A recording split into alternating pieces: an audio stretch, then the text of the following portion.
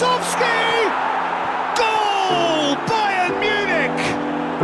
Over 6 months since a dismal launch that was barely more than a bug-infested demo, eFootball 2022 has taken steps in the right direction, albeit tiny ones, with its long-awaited 1.0 update. Most noticeably, the bugs have all but disappeared, but what remains is still a hollow shell of a football game that lacks depth, modes, and any real reason to play it consistently. In truth, it's still hard to recommend playing eFootball, even if it is completely free to do so.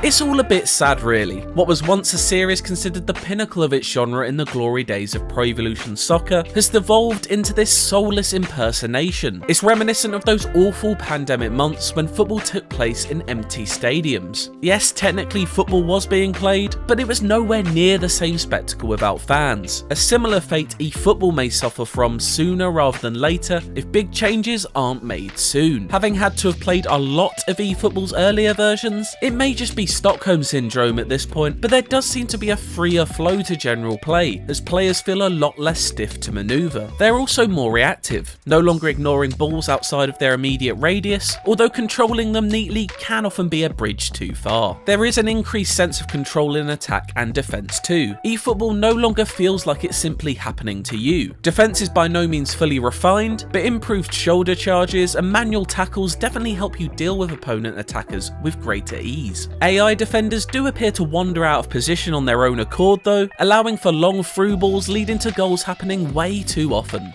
The ability to now press as a team and put pressure on the ball brings an edge of modern tactical play to eFootball that it desperately needs. Calling teammates for extra pressure and stealing the ball high up the pitch has led to goal scoring opportunities more often than not. It's obvious that this, as well as a couple of other gameplay additions, were meant to be in eFootball from the start, but instead it was released in a completely unfinished form. These new additions don't completely solve the problems that initial release had though. Stunning kicks are a new quirk that allow you to hold down the right trigger and apply extra power to passes and shots. Although these do occasionally result in a spectacular goal, you are far more likely to get the ball pinched from your toes as your player takes half a century to wind his leg up. If you do get a shot away though, there's a decent chance of it going in, as goalkeepers seem more balanced now, no longer reacting like Daredevil hearing a brick smash through a window. From time to time there are flowing moves to marvel at, but they happen all too rarely, with satisfying passing coming at a premium. Some passes will be laser focused and threaded through the eye of a needle, while others slowly roll along the floor begrudgingly towards a teammate without feeling clear about what caused that difference. In fact, the only real consistency with eFootball's gameplay is its inconsistency. One moment you'll be jinking past a defender and curling one in the top corner. The next you'll be trying to dribble only to find your player has a turning circle more at home in Euro Truck Simulator. Maybe I'm being rude, but the overall AI just seems pretty dense, meaning playing against the computer is largely dull, no matter what difficulty setting you choose. They play in pre-described patterns that are very easy to work out. That predictability has resulted in me scoring carbon copies of the same goal 3 times in a row from kickoff on more than one occasion. Things looking so easy, almost too easy here. No, Tadic! It's in!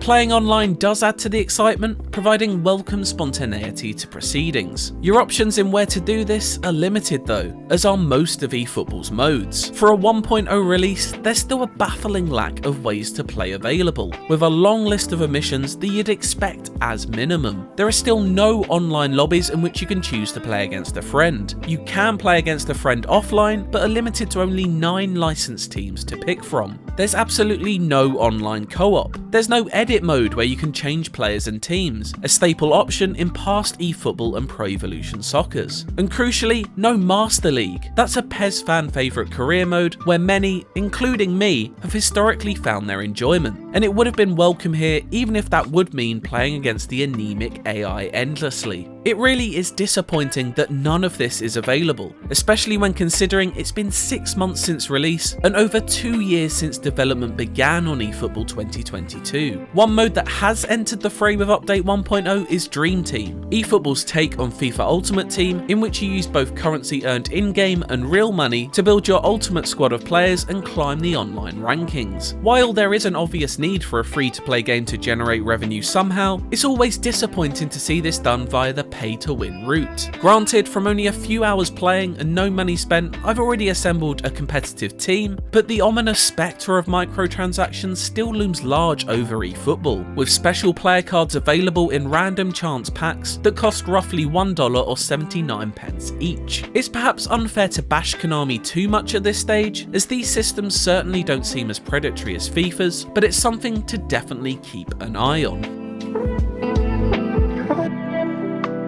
eFootball 2022 is disappointing in so many areas that it's hard to see a quick fix forthcoming. Still missing many core modes that any sports game worth its salt would have, and with microtransactions baked into the core of its only fleshed out one, there really is little to keep you engaged for a long stretch of time, the one thing a successful free-to-play game needs to do. The on-field action is undoubtedly improved, but nowhere near the level of its Pro Evolution Soccer predecessors, and not enough to be considered exciting or vitally fun. It's no longer a laughingstock due to its most hilarious visual bugs being resolved, but it's now just kind of sad. It's off target and by quite a way. For a reminder of what eFootball was like when it launched, check out my review from then, and for everything else, stick with IGN.